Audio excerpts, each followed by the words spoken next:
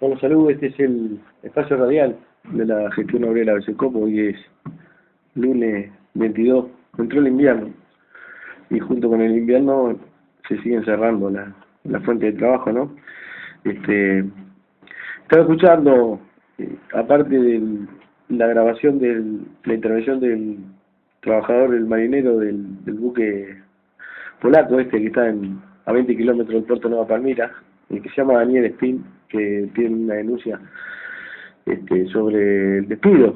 Él es despedido por reclamar, despedido por denunciar irregularidades. Conjuntamente con eso estaba escuchando compañeros de Paysandú, la situación crítica que está el departamento, al igual que los compañeros trabajadores de San José. Se siguen cerrando centros de trabajo en la industria láctea. La situación de la cooperativa Pailana. ¿Se acuerdan que Pailana se autogestionó? ¿Pailana también? Sí, hace años. Pailana cerró y se formó una cooperativa. Sí, pero bueno, ¿y cerró también? Está por una para liquidar. Digo, a los trabajadores han tenido que vender los productos de la empresa para poder cobrar los salarios del mes de junio. Y hubo una negativa del FONDES de darle más dinero para poder seguir funcionando, ¿no? Lo que habíamos denunciado sobre la actitud que había tomado el presidente de la República con respecto al FONDES. Y el consejo era que si está algo que no es rentable, no darle dinero, ¿no? Cambiando totalmente el espíritu del fondo, que es para justamente ayudar a los trabajadores que se hacen cargo de las empresas fundidas, ¿verdad? Para poder mantener los puestos de trabajo. Siempre es bueno recordar todos los favores y todas las prebendas y ventajas que le dan a las multinacionales. Por Dios. Eso es bueno siempre recordarlo, ¿verdad? Por favor, en profundidad. Pero nosotros hemos quedado comprometidos en el tema de la denuncia de este trabajador, de este valiente trabajador que es solo, sin la ayuda de nadie, que nos hace un poco acordar a nosotros, pero en definitiva él está más en desventaja todavía porque él está solo, nosotros éramos 15. Y este trabajador, Steam, marinero de Nueva Palmira, estuvo en CX36, Radio Centenario, se le hizo una nota y denunció lo que aquí está escrito. Y esta nota es del semanario El Eco y dice a quejarse a quién, de la teoría a la realidad. La empresa Punta del Arenal, que opera la plataforma Antwerpen para el transbordo de granos río arriba de Nueva Palmira, despidió a uno de los cocineros por razones de servicio y a un marinero que denunció varias irregularidades. El trabajador que denunció las pésimas condiciones laborales de la empresa, los accidentes que se producen a bordo en forma cotidiana por falta de medidas de seguridad y el vertido a Río Uruguay de tanques con soja contaminada con aceite, no recibió el apoyo del sindicato y terminó despedido. Mientras desde el Estado se escuchan con frecuencia discursos sobre la calidad del trabajo en nuestro país, cuando uno enfoca la lupa, la realidad es diferente y la precariedad, los sueldos en negro y las exigencias de medidas alcanzan no solo a los trabajadores independientes, sino también a los agremiados. En algunos casos los gremios sostienen que no apoyan quijotadas, qué bueno, ¿no? No apoyan quijotadas. Qué frase fea. O sencillamente dicen, si no te gusta, bajate, porque hay 200 más atrás tuyo para este puesto. Yo quiero leer esto de vuelta, porque sí, esto lo dicen los sindicatos. Terrible frase. En algunos casos, los gremios, son los sindicatos, ¿no? Está mal puesto, la palabra gremio no corresponde a esto. Después quisiéramos nosotros dar una explicación, ¿verdad? No, y ¿sabés una cosa que quedó colgada que me lo preguntaban el otro día? Mucha gente no sabe, nosotros hablamos acá, y mucha gente no tiene idea de ciertos conceptos que hay que vertirlos acá, aunque te parezca mentira, verterlos acá. ¿Por qué? Claro, vamos a hablar bien, categóricamente. Hay que ser categórico, verter. Hay que verterlos acá. Entonces, en esta jugada, porque el tema de los sindicatos amarillos y todo, ¿qué? Porque tiene un sindicato amarillo, la gente piensa que lo pintaste amarillo. Claro. Una explicación que sea somera, rápida, de qué significa. Claro, son detalles. Porque otra vez me decían, si te hablan de cosas que yo qué sé, sí, sindicatos amarillos y sindicatos, yo qué sé qué es eso. Y es importante, eso parecen pavadas que no todo el mundo está politizado. Claro. Decimos que lo leemos de nuevo y que en algunos casos, dice, los gremios, que son los sindicatos, sostienen que no apoyan quijotadas, o sencillamente dicen, si no te gusta, bajate, porque hay 200 más atrás tuyo para este puesto. Es lo que pasa en el Antwerpen, sobre el cual el semanario El Eco viene informando desde hace meses. Por las precarias condiciones laborales existentes, los accidentes que se han producido e incluso la contaminación del río. Sin embargo, no hay denuncias del gremio, vuelvo a repetir la palabra gremio, sobre ello. Quienes se quejan o protestan se quedan sin trabajo, ¿verdad? Gremio, vamos a explicarlo porque si no. Una cosa es el gremio, otra cosa es el sindicato. El gremio comprende a todos los trabajadores que realizan una misma tarea. Está el gremio de los vidrieros, el gremio de los que trabajan en la madera, el gremio de los que trabajan en el fierro, el gremio de los que arreglan zapatos, el gremio de los que manejan ómnibus, el gremio... Eso no significa que estén sindicalizados. La responsabilidad en este caso no es del gremio de los trabajadores que trabajan arriba de los barcos. La responsabilidad es de los trabajadores que trabajan arriba de los barcos y se sindicalizaron, se afiliaron y están dispuestos con la afiliación a llevar adelante una determinada plataforma reivindicativa. Es decir, los trabajadores organizados dejan de ser trabajadores de un gremio, son trabajadores afiliados a un sindicato.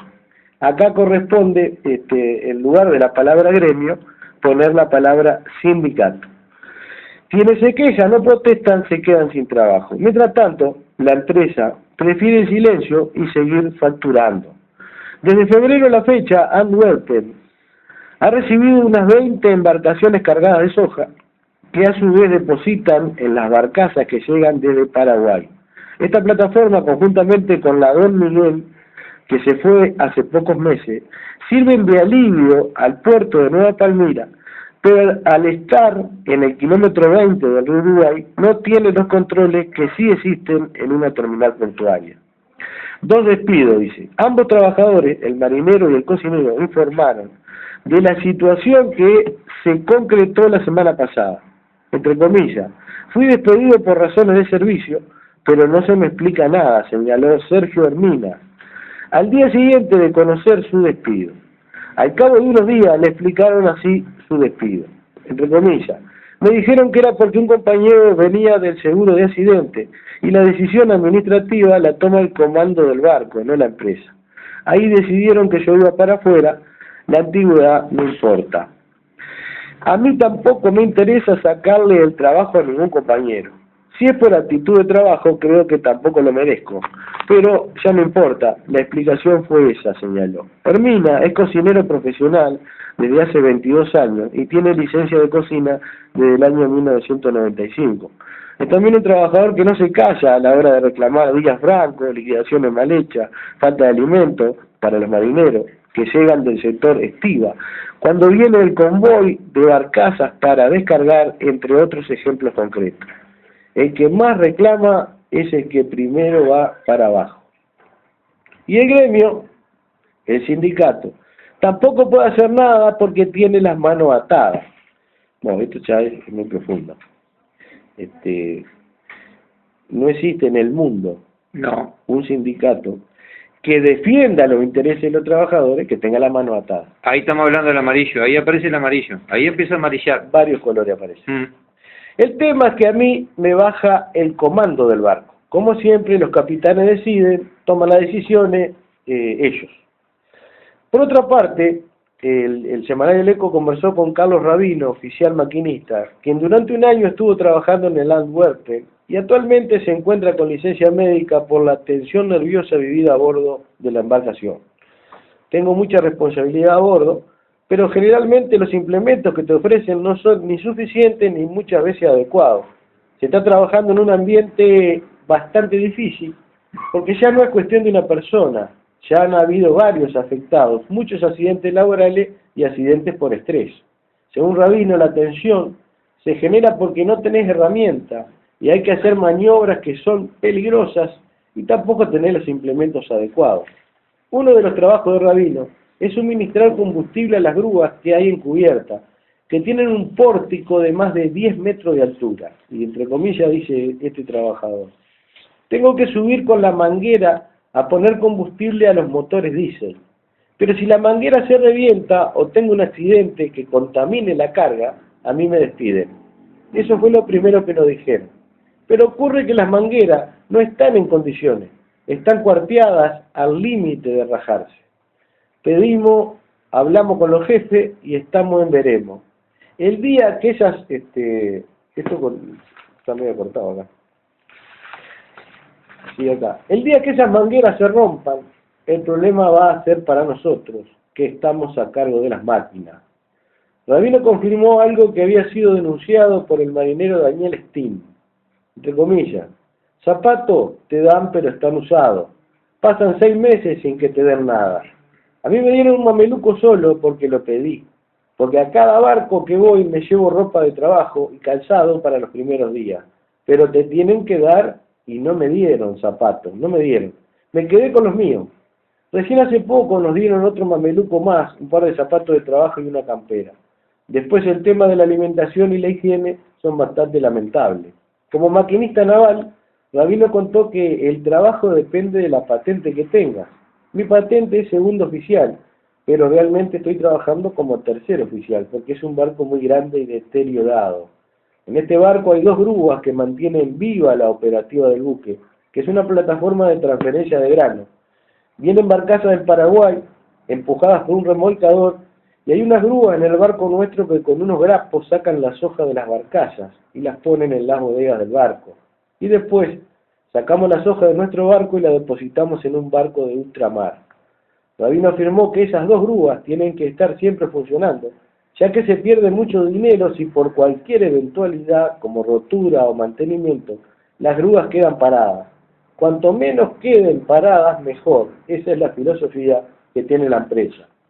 Pero según su opinión, esas máquinas no están preparadas para aguantar tantas horas de trabajo.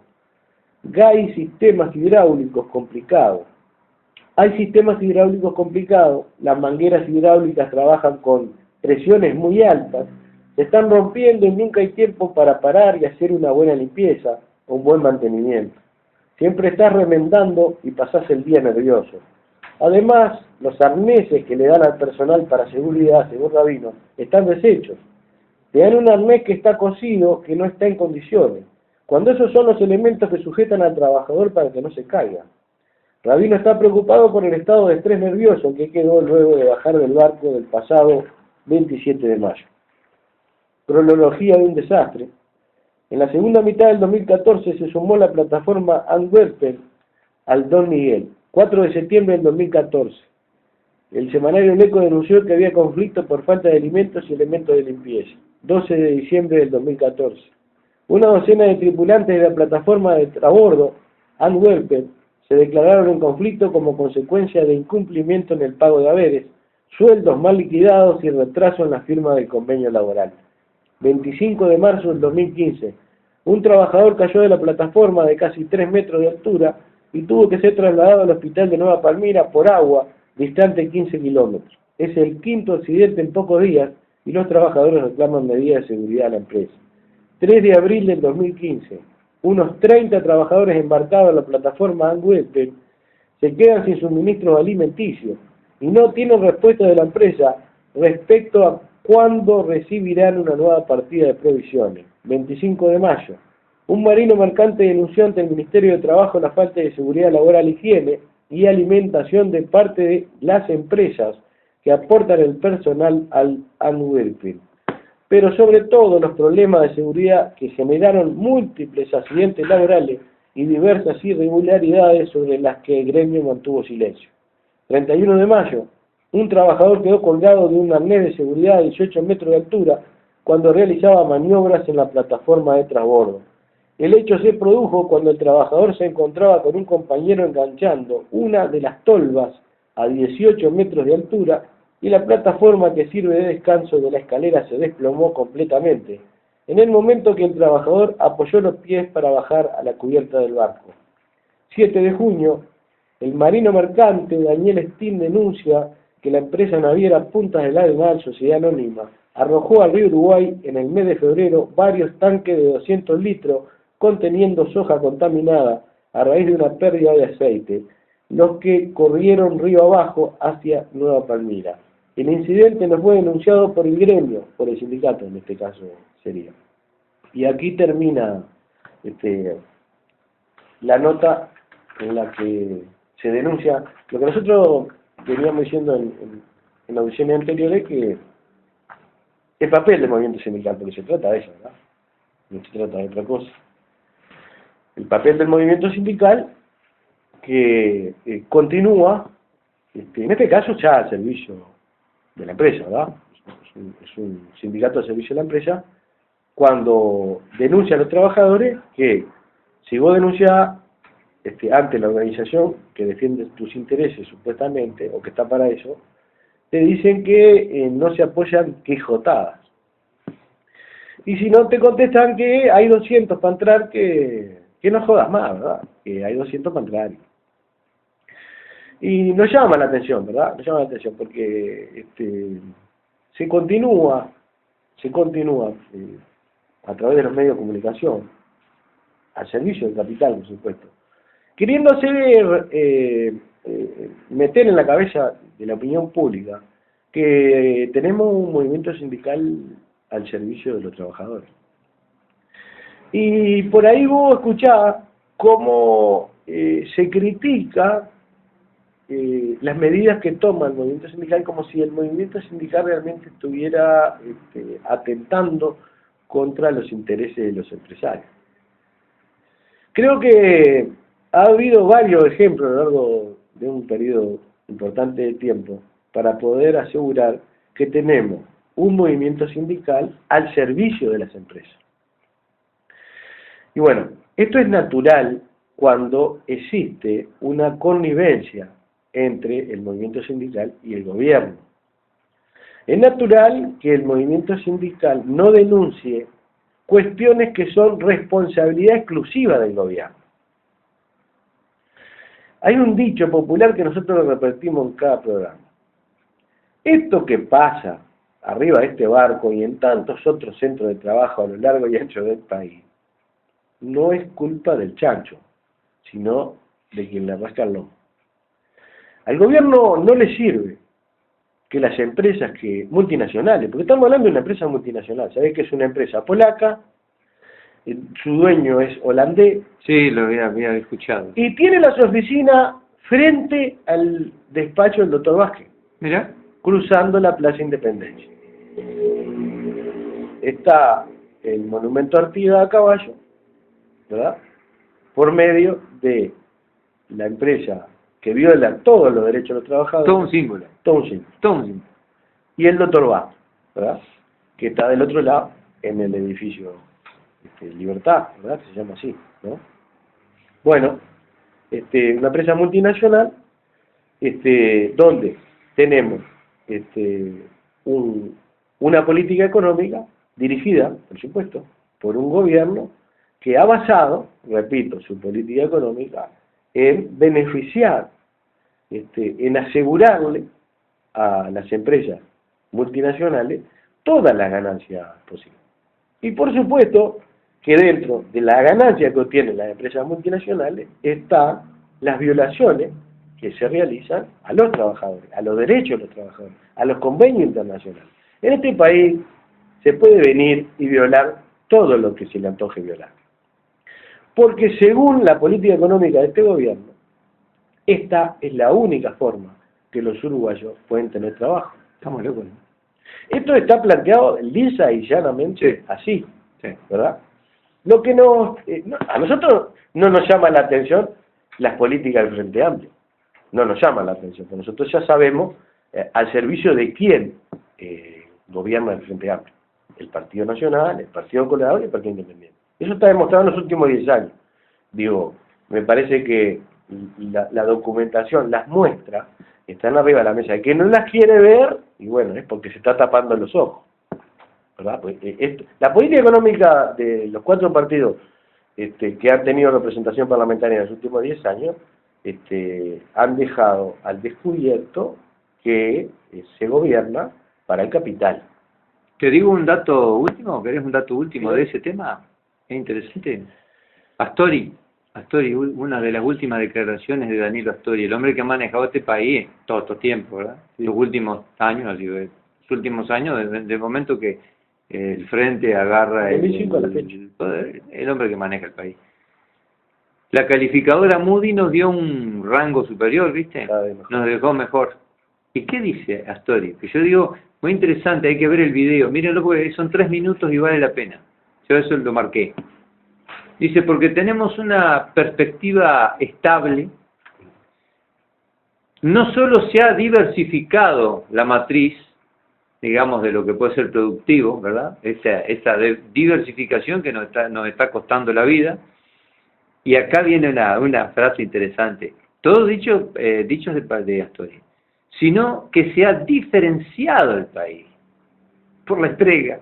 El país más entregado es ¿Qué quiere decir con diferenciado? el que más se ha entregado. En pocas palabras, para decirlo en buen romance, dijo, bueno, el que más se ha entregado, esa es la gran diferencia. Otra diferencia, El que más se ha bajado los pantalones en la región. Totalmente. Esa es la gran diferencia, ¿no? Es lógico. Él dice, el que se ha diferenciado, por supuesto, ha sido más sumiso, claro, más entreguista, más todo, más desastroso, ¿no? Para los intereses del pueblo. Bueno. Pero mirá, y agrega Astori, esto es increíble, yo digo, ¿qué cosa va a haber? Dice, en torno al TISA, dice Astori, para que veas vos a dónde vamos, dice, mejorar la información. Y yo pregunto, ¿para qué? Dice, para hacer algo tenemos que mejorar la información, dice Astori. Una información que ¿para quién es la información? Para ellos, para el pueblo no. Si después vienen, todo esto se firma con cláusula secreta y demás. Yo digo, ¿la información para quién, muchachos? Para ustedes. Claro. Denla al pueblo esta información. Entonces sí vamos a hablar en serio, ¿verdad? Claro. 2 o 3 puntos. Y después, este video, para los amigos, búsquenlo, el título de él creo que es Astori y el TISA, o Astori, está muy interesante, está en las redes sociales. Y para los que creen en el lenguaje de los gestos, ¿vos sabés qué hace Astori? ¿Qué detalle? Yo digo, lo traiciona el subconsciente. Cuando él dice, lo anoté hasta el momento, ¿qué hace? ¿Qué gesto tiene Astori en ese momento? Dice, cuando habla de que el país está en un eslabón por encima del grado inversor, se toca la nariz. A ver si me atención. Viste que dicen que el lenguaje de los gestos hay que creerlo, creo reventar, y no miente, y no miente. Vamos a ver que el tipo termina de decir eso, levanta la mano y dice, está en un eslabón por encima del grado inversor. Esa es la palabra, y se toca y se agarra la nariz. No se la toca, se agarra la nariz. Y voy a decir, son detalles, pero muy interesantes para el lenguaje de los y ahora que me dijiste vos, esa empresa láctea que cierra, después que miro todo esto, cerrando esto, la empresa láctea que está cerrando es Schreiber Food, se llama, en San José, 130 trabajadores, 170 trabajadores, y Ecolata ahora que cerró con 400, así que acá tenemos 570 personas en un ratito, por todo el mismo rubro lácteo, ¿verdad? Sí, sí. Mismo rubro lácteo. Claro. Que hoy está sufriendo un drama también por el tema de la sequía. Otro tema también. Claro. Otro tema. Una sequía también que tiene que ver con la forestación, con todo eso. Seguro. Hablar de muchos temas, ¿verdad? No Ahí se hay puede. mucha cosa enrabada. No se puede obviar eso. No se puede obviar. Claro, cuanto menos llueva, los eucaliptos siguen chupando la misma cantidad de agua. Entonces el suelo Ahora. lo va resecando Sí. cada vez más, ¿no? Peor aún. La alimentación para el ganado, leche. Esa diversificación de que hablan acá, que supuestamente es un galardón para las calificadoras de riesgo, que son una gran joda, son extorsivas incluso, hasta eso, cuando están soñando con la inversión extranjera, si ellos te bajan la calificación, te piden más guita o te piden un cambio de algo, que te digan, yo te doy tal cosa, pero vos me das esto, es vergonzoso lo que está pasando, son mercaderes, son criminales en definitiva. Y en esa diversificación es que trajimos el eucalipto, que también nos está secando los campos. Seguro, me cambia la matriz. Sí. Y lo que decías al principio con respecto a las calificadoras. Las calificadoras son organismos que estudian al servicio de los inversores estudian en los diferentes países donde el inversor va a tener una mayor ganancia y una tranquilidad para poder invertir, porque lo que necesita el inversor es tranquilidad, que es la seguridad jurídica, y también con la tranquilidad de la seguridad jurídica que la legislación esté al servicio de la ganancia de la inversión. Entonces, claro, la calificadora pone a Uruguay como uno de los países más atractivos para que el inversor traiga su capital y obtenga esa seguridad jurídica y esa ganancia al máximo. Eso es la calificadora de riesgo, ¿no? Sí, sí, que la más importante tenés Standard Poor's, que es Standard Poor's una, Moody y Fitch, esa es la más importante, y son todas organismos satélites del Fondo Monetario Internacional, claro. Banco Mundial, que son los que en definitiva están gobernando este país. Claro, pero bueno, explicarlo porque seguramente hay alguna gente capaz que se marea un poco, ¿no? No, y lo del gremio amarillo, te digo, me lo preguntaron por esas redes sociales, y le digo, ya más o menos lo explicaste, lo dijiste ahora. Sí. Lo que pasa es que estamos hablando que, claro, un gremio amarillo, primero, lo número uno, no responde a los trabajadores. Sí, gremio, claro. La palabra gremio perdón, no responde al sindicato amarillo, no responde a los laburantes. O sea, eso es claro, no responde a los laburantes, no responde al patrón, eso ya es lo número uno. Y se habla de un orden. ¿Qué orden tiene este sindicato amarillo? Vertical, ¿verdad? Son verticales, no son horizontales. Ahí está el tema, la horizontalidad que marca que son iguales los laburantes y se responde al laburante. No, acá hay una verticalidad que viene de arriba. El empleador es el que manda, claro. En este caso. En este caso, el amarillo. La sociedad existente entre la cúpula del movimiento sindical y el gobierno hace que el que mande sea, si queremos personificar, y sería el ministro de Economía, ¿verdad? Si vamos a personificar, podríamos decir que en un altísimo porcentaje el ministro de Economía es el que rige el desempeño en los sindicatos. Basado en la necesidad de poder llevar adelante su política económica. Vamos a dar ejemplo, que hoy el PCNT haya resuelto pedir 15.000 pesos de salario mínimo, con una canasta básica familiar que está en los 60.000, es un claro ejemplo de qué intereses defiende el movimiento sindical. Es impensable que una organización sindical que defiende los intereses de los trabajadores no analice la situación económica del país, ¿verdad?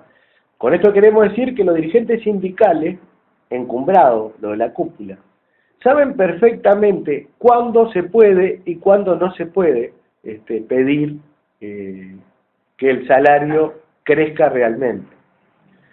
Nosotros en nuestro país tuvimos no menos de 7 años de crecimiento ininterrumpido. Los exportadores, el capital extranjero fundamentalmente, obtuvo multimillonarias ganancias, mientras el salario que crecía se lo comía la inflación.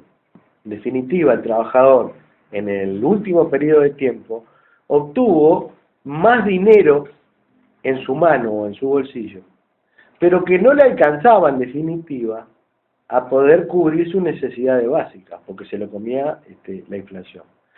Fue el mejor momento en nuestro país para que el salario despegara realmente, creciera realmente, ¿no? ¿Cuándo crece el salario? El salario crece no cuando tiene más plata el trabajador en el bolsillo. El salario crece cuando esa plata que tiene el trabajador en el bolsillo le permite comprar más cosas de las que compraba antes. Es natural, ¿verdad? Y si se quiere se puede dar hasta ejemplo. Si un paquete de fideo te salía 30 pesos y vos tenés un aumento salarial del 10% y el paquete de fideo al otro día te sale 60 pesos, ¿verdad? Vos en realidad no tuviste un aumento salarial, vos tuviste una rebaja. Perdiste mal. Porque perdés poder de compra. En definitiva, ¿para qué quiere la plata el trabajador? No va a ser para invertirla, ¿verdad? ¿Verdad? En alguna multinacional, o ponerla en el banco para vivir de los intereses. El trabajador, el 100% de su salario lo destina a la alimentación, a la vivienda, supervivencia, a vivir. ni más ni menos. Claro, eso es lo que se puede hacer en el mundo capitalista, ¿no? Este es el sistema en el que el trabajador lo más que puede aspirar es, con estos modelos, a vivir lo mejor posible, ¿verdad? O mejor dicho, a tener la menor cantidad de penurias posible, ¿verdad? Bueno, eso es importante que se entienda, ¿no? Entonces, cuando decimos calificadora de riesgo, son las oficinas al servicio de los capitalistas que le muestran en qué país le conviene invertir.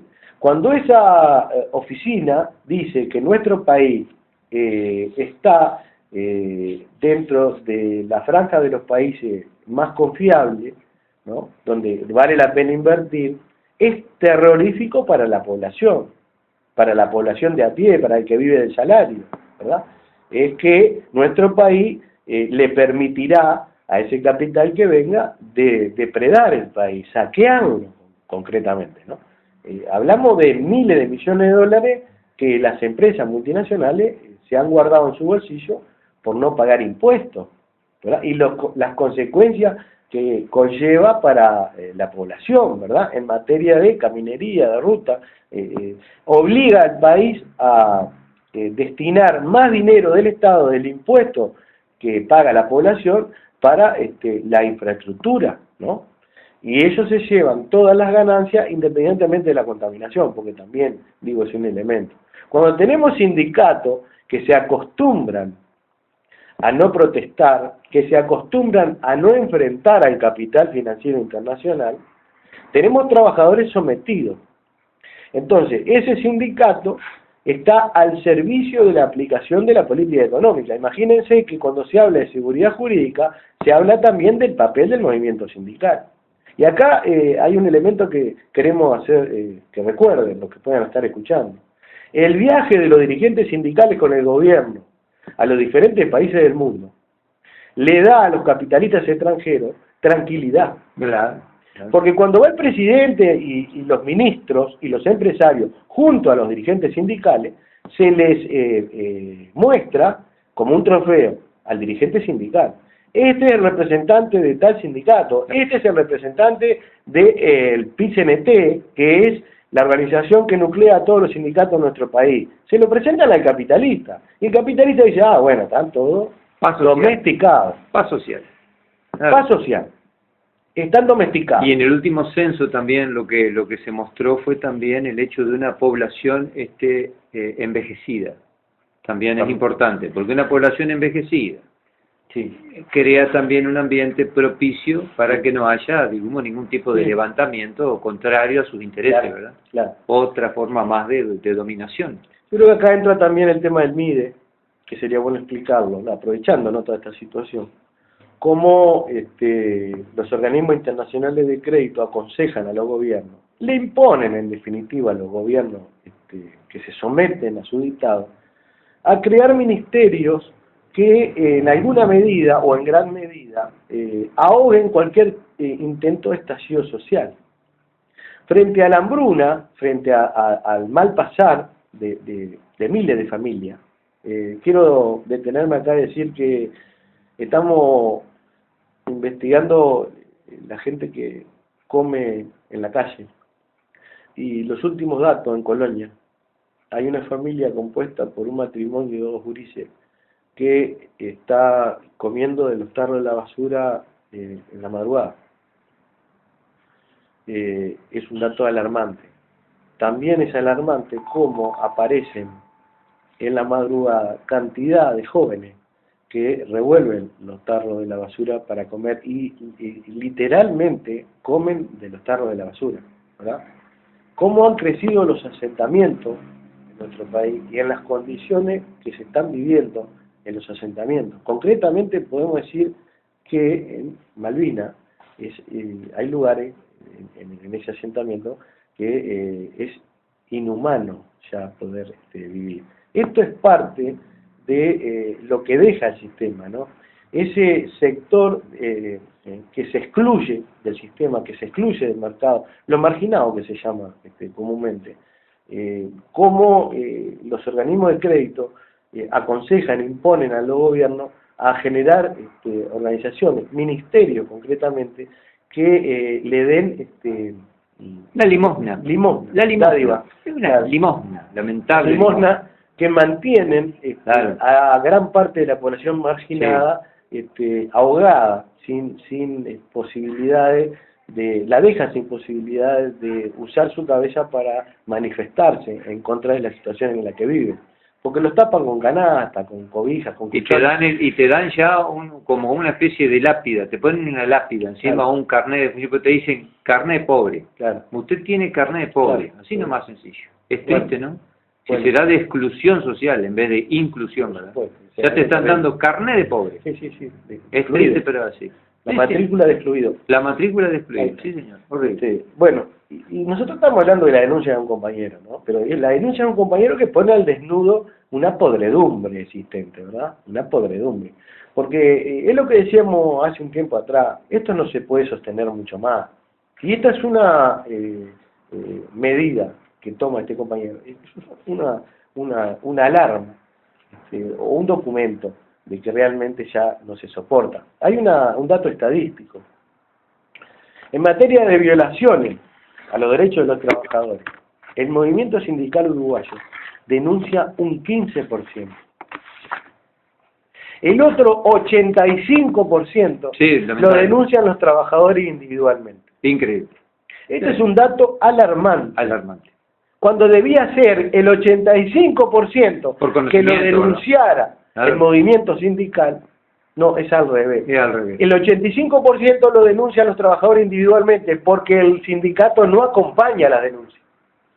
Ahí tenemos más amarillismo, más muestras de amarillismo. Esto supera el amarillismo. Esto supera el amarillismo. Yo he conocido sindicatos amarillos que en otra época han quedado al descubierto por justamente desentonar en materia de estar al servicio de los trabajadores, con el resto del movimiento sindical, pero que no se asomaban a lo que hoy está pasando. Los sindicatos amarillos en otra época defendían mucho más a los trabajadores que lo que hoy se defiende en el sindicalismo convencional, por llamarlo de alguna manera. Digo, es todo un tema lo del sindicato amarillo, todo un tema del sindicato amarillo. Más que nada el sindicato amarillo se basó en nuestro país en no permitir que los partidos de izquierda lo penetraran. Si bien estaba más al servicio del empresariado y de los partidos de la derecha que el resto de los sindicatos, no llegaba a niveles de entrega de esta característica. Por más sindicato amarillo que existiera, cuando un trabajador denunciaba una cuestión de esta característica, jamás desde los sindicatos amarillos se le decía, no protesté porque hay 200 más afuera, si no te gusta te vas. Sí, esto es terrible. No. Sí. Se basaba más en lo político, el sindicalismo amarillo, en no dejar penetrar a las organizaciones de izquierda, sobre todo el Partido Comunista en aquel momento, que siempre predominó dentro del movimiento sindical uruguayo, ¿no? Cuando existían los comunistas, ¿no? Los comunistas ya no existen, ¿verdad? Yo puedo salir con la camiseta que tenga una olla y un martillo y defender los intereses del patrón tranquilamente, ¿verdad? Comunista convencido, aquel que organizaba a sus trabajadores y le explicaba que la lucha no terminaba con un aumento salarial, ¿verdad? Porque yo me acuerdo cuando a mí me decían, y nosotros preguntábamos, che, pero esto cada 2 años tenemos que hacer una huelga. Estamos condenados porque se terminaba el convenio salarial, que era hasta a 2 años, y vos tenías que empezar a tomar medidas para el próximo convenio salarial, ¿verdad? Entonces cada 2 años tenía huelga, paro, meses para conquistar un convenio. Entonces los tipos que sabían nos decían, y hasta que no tomemos el poder, esto va a ser así. Y va un poco más allá, ¿verdad? Los que creemos en la liberación de la clase obrera y la terminación de la explotación del hombre por el hombre, entendemos que la clase obrera organizada puede llegar al poder y terminar con la injusticia y terminar con toda esta mierda que estamos viviendo. Claro, pasarán 5.000 años, no sé, pero es posible, ¿Está? Sí, por supuesto. Entonces, claro, ese era el temor del sindicalismo amarillo, de que se politizara. Entonces por allá te dicen, pero esta huelga es política, este paro es político, y nosotros decimos, ¿hay alguna medida hecha por un ser humano que no sea política? ¿Verdad? Todo es político, todo es político. Claro, yo no quiero monopolizar. No, voy a leer un mensaje que mandó Lecter, acá Erwin Hernández, dice, prohibieron el malatión era un veneno, me acuerdo que tenía un olor impresionante, ¿te acordás vos? No. Malatión o malation, me acuerdo porque era horrible el olor que tenía. A ver si alguno está escuchando ahí, o mismo Erwin, creo que era ese. Dice, y autorizan el glifosato. Dijo Benech, bueno, pero Benech es terrible. Benech, voy a decir cualquier cosa. Tengo un informe de Benech, acá un día lo vamos a leer. Dice, el desarrollo del país no se puede detener. Sí, seguro, dice que el desarrollo del país no se puede detener. Hoy en Radio Uruguay. Saludos, Erwin. La verdad que de Benech es para escribir varios libros, porque yo me acuerdo cuando Benech le hizo un reportaje a Daniel Castro y le preguntó por la gente en campo, ¿viste? Entonces dice, y los pequeños productores, no sé qué, vos pensás que cuando a un ministro, el que no era ministro, no es ministro, él a veces funge en su función de ministro cuando falta el ministro de Agricultura. De su planta. Exactamente. Pero este muchacho Beni, que es de acá de Rosario, es notable porque cuando le preguntaron por los pequeños productores, lo primero que dijo, hay que ordenarlo. Es decir, vamos a dar una mano, hay que apoyarlo, que es la gente que produce alimentos, vos, hay que ordenarlo, se fue a la parte contable, se fue a ver en el debe, fue a ver el libro del debe y el haber. Me dejó helado, que me quedé helado, y está esa entrevista, es interesante. Mírenlo, Daniel Castro, Enzo Benech, Daniel Castro, me acordé, Enzo Benech, el rosarino, este hombre de Danilo Astori, siempre la misma historia, y vale la pena tenerlo en cuenta porque acá yo tengo todo un informe de Benech, pero es bastante largo. Hay un tema con la contaminación acá en Coreña. Bueno, debemos decir que esto va para mucho, ¿no? Cerraríamos o resumiríamos diciendo que esto hay que cambiarlo, y hay gente que cree que no se puede cambiar. Entonces te termina diciendo, sí, pero ¿cómo cambiar esto? Corriendo a los cagones primero, y así en términos sencillos, ¿verdad? El dirigente sindical cagón, y que se quiere acomodar a través de la dirección y se lleva bien con Dios y con el diablo, el que anda a la guiñada, los abrazos con los patrones, hay que correrlo, ¿verdad? Hay que sacarlo. Claro, no defiende lo que debe defender, claro, clarito. Es posible un cambio, vaya si será posible un cambio. Los primeros responsables de que la cosa no cambie son los propios trabajadores, que se sigan bancando a estos bandidos, ¿verdad? Que no son otra cosa que unos cobardes, porque son cobardes, porque es más fácil que el patrón no te haga problema, seguro que es mucho más fácil, estás mucho más cómodo. Si vos no enfrentás al patrón, vos estás cómodo, vos lo que tenés que mantener en los trabajadores a raya, que no enfrenten al patrón. Vos no enfrentás al patrón y el patrón te da prebenda. Esto pasa, ya es moneda corriente. Son gente cobarde que prefiere estar acomodado en lugar de enfrentar y defender los intereses de sus propios compañeros, ¿verdad?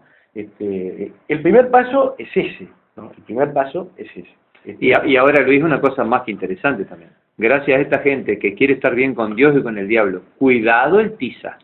Yo le digo, a todo lo que es estatal, hoy la gente que está viviendo muy bien en el Estado, cuidado con el TIS, porque ese libre mercado de los servicios, donde se te metan firme, te quiero ver en qué termina.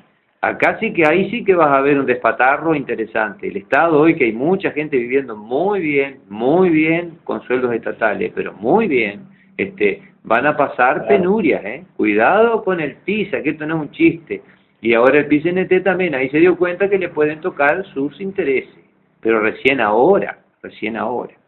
Sí, les interesa al PCNT y a los partidos integrantes del Frente Amplio, que tienen cantidad de gente metida en los organismos del Estado que le dan un montón de dinero a los propios partidos.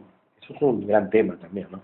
Pero para terminar, nos queda poco tiempo, no puedo dejar pasar por alto una reunión que se realizó en el Club General el sábado, en medio del partido de los 11 héroes ¿no? El uruguayo y Fecha patria. Paraguay. Fecha patria, Claro. Cuando el Uruguay entero estaba mirando el partido de fútbol, en el Club General había 25 o 30 personas representantes de 4 barrios importantes de Colonia discutiendo su situación, las necesidades, las penurias. Estaba representado el barrio General, estaba representado Villa Ferrando, Villa Malvina y el Real de San Carlos.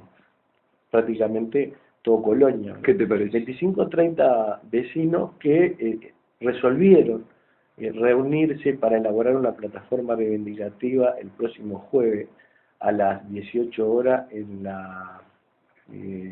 esta casa que hay en el General, que es el Centro Cultural, ¿no? Y convocar a una nueva asamblea de vecinos para hacerle conocer e incorporar más puntos a esa plataforma reivindicativa. Comienza a gestarse una organización social que realmente puede jugar un papel que no viene jugando las organizaciones sociales que siempre han jugado un papel en defensa del pueblo en este país. Recién nombrábamos una, tal vez la más importante, que es el PCNT. El PCNT siempre tuvo el servicio del pueblo, ¿no? Y denunció todo lo que afectaba a los intereses del pueblo, de los trabajadores y del pueblo. Hoy el PCNT está al servicio de la aplicación de la política económica, al servicio del capital financiero internacional. Entonces es necesario, al igual que se generó la Asamblea Nacional Permanente, crear a lo largo y a lo ancho de todo el país estas organizaciones sociales para enfrentar al monstruo. Porque no es otra cosa que enfrentar al monstruo, ¿verdad?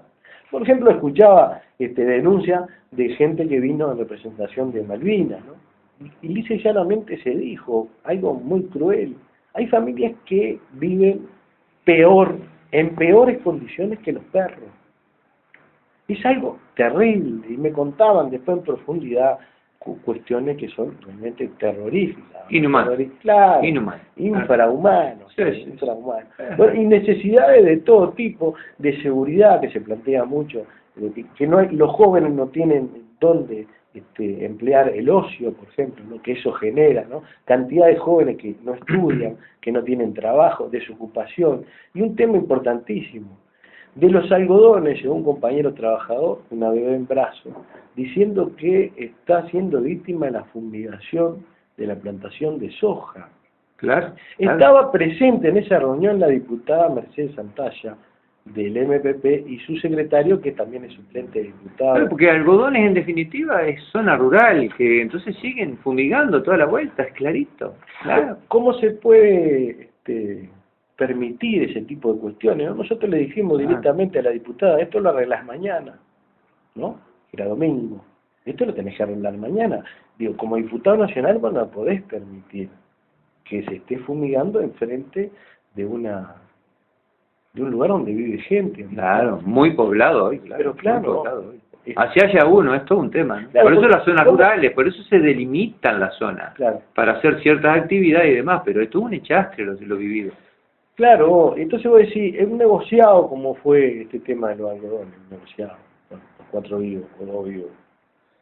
¿Cómo no se prevé ese tipo de cosas? Se utiliza la necesidad de la gente para hacer un gran negocio, porque la necesidad de la gente no puede pagar alquiler con los salarios miserables que se pagan, manda a los trabajadores a kilómetros del lugar de trabajo, ¿no? Cada vez más lejos, y le permiten a un tipo que tiene plantación de soja fumigar con agrotóxicos, y cosas que se está envenenando justamente a ese centro poblado. Estamos hablando de 300 terrenos. Yo increíble. No sé cuántas familias están viviendo ahí, ¿no? Muchos. Claro. Muchos. Son cuestiones que vos, si no hay organización social que defienda eso, ¿no? Que pelee por eso, bueno, hay que crearla, y acá se está creando una organización.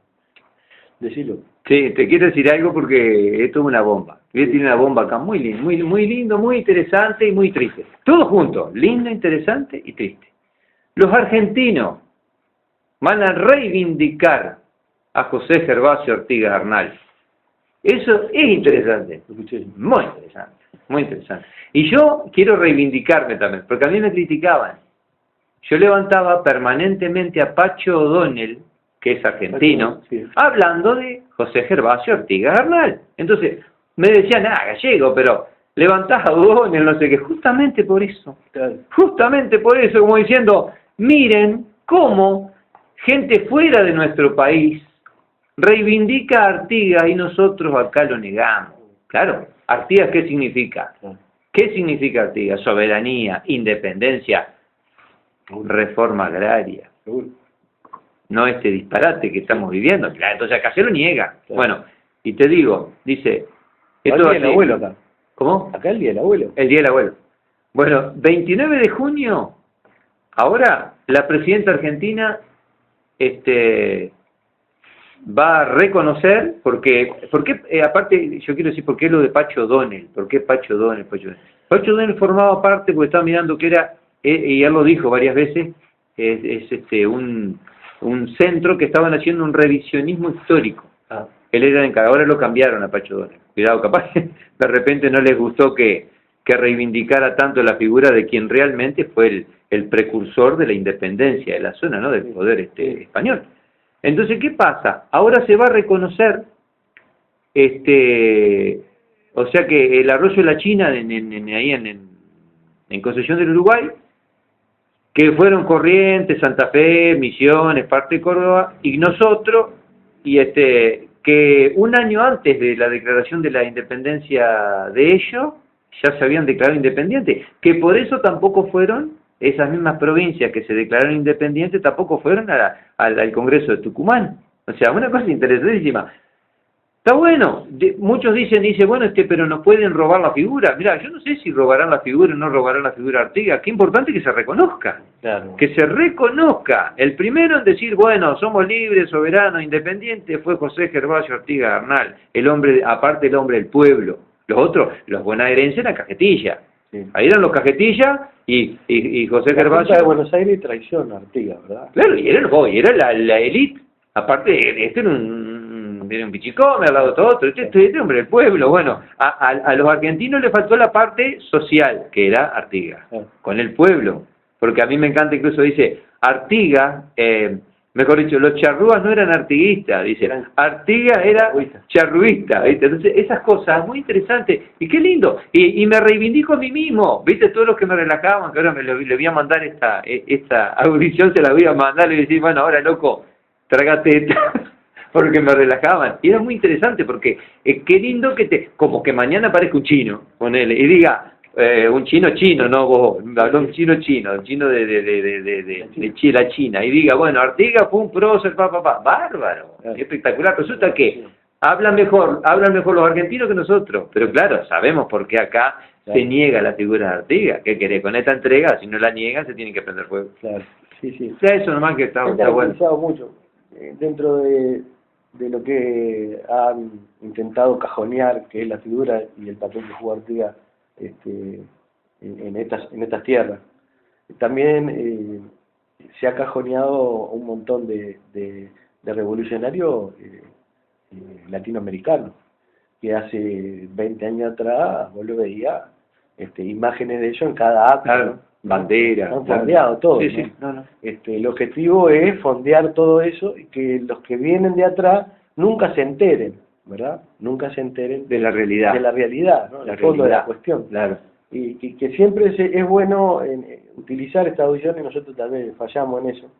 El sábado tal vez deberíamos haber hablado un poco de lo que fue la gesta artiguista, ¿no? Sí, yo lo había traído, pero como se derivó todo. Pero nunca es tarde, ¿verdad? Porque creo que nosotros podíamos destinarle unos minutos, 15, 20 minutos, a explicar qué fue, por qué se lo quiere cajonear, ¿no? Qué fue lo que hizo Artigas que lo hace poner nervioso a estos gobiernos. Mala palabra. Sí. Hoy Artigas es mala palabra. Claro. Y que los argentinos hoy reivindiquen la figura de Artigas es algo natural por el papel que jugó Artigas en esas provincias, ¿verdad?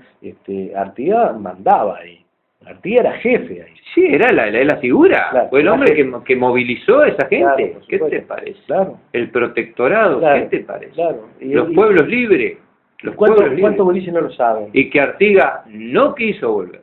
Claro. No quiso volver porque no era lo que él quería. Claro. Porque cuando fue el hijo a decirle, volvé. Seguro. Y Artigas dijo en el Paraguay, estando ya, dice, no, volvería, pero como representante, tipo un representante embajador de Paraguay.